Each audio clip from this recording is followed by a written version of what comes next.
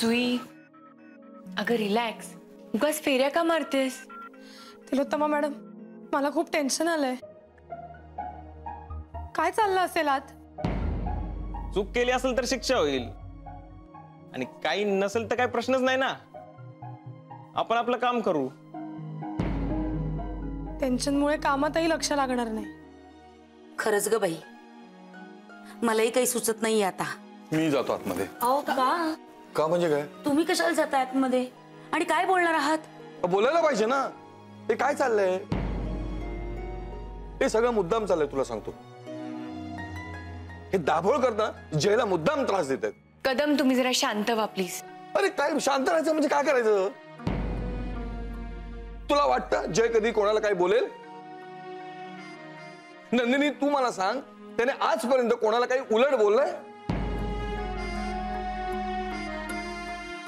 ती रजनी त्याला वाटेल ते बोलायची, सगळं त्याने ऐकून घेतलं, काही बोलला नाही कधी उलट. आणि जेव्हा पाणी डोक्यावरून गेलं ना, तेव्हा त्याने तोंड उघडलं. जय कधी कोणाला उगाच काय बोलणार नाही. आणि हे सगळं चाललंय ना, तर उगाच चौगाच चाललंय. आणि उगाच चौगाच जर त्याला नोकरीनं काढलं ना, तर मी सुद्धा ही नोकरी तोडून देईन. किती सहन करायचं त्या जयने? काका, कठीण आहे.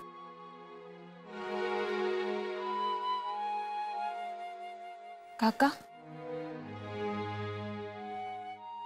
हे बघा, तुम्ही काळजी नका करू.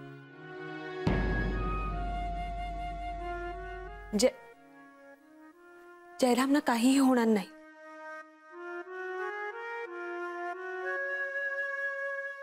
अदिती, तू सांगशील ना तुझ्या पप्पांना? मी इथे मिस्टर दाभोळकरांची मुलगी म्हणून नाही,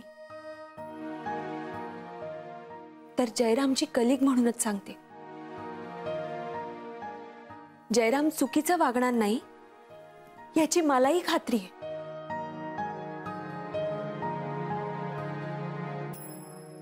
जे काही झालं त्याला नक्की काहीतरी कारण असावं. काका, काका प्लीज कुठलाही टोकाचा निर्णय घेऊ नका. हा, आणि काळजी नका करू. आपण बघू ना काय होतंय ते. हा, हो ना अरविंद, तुम्ही उगाच टेन्शन घेऊ नका. जयची नोकरी जाणार नाही आणि तुम्ही सुद्धा कुठे जायचं नाही.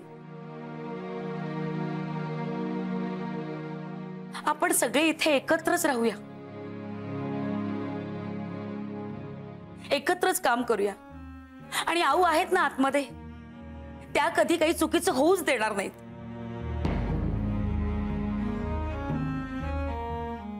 मी काय म्हणते, आपण बोलण्यापेक्षा आपापली कामं करूया.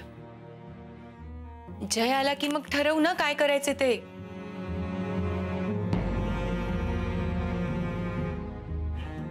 तिलोत्तमा मॅडमचं पटतंय मला. आणि काही झालं तर आपण आहोत ना सगळे.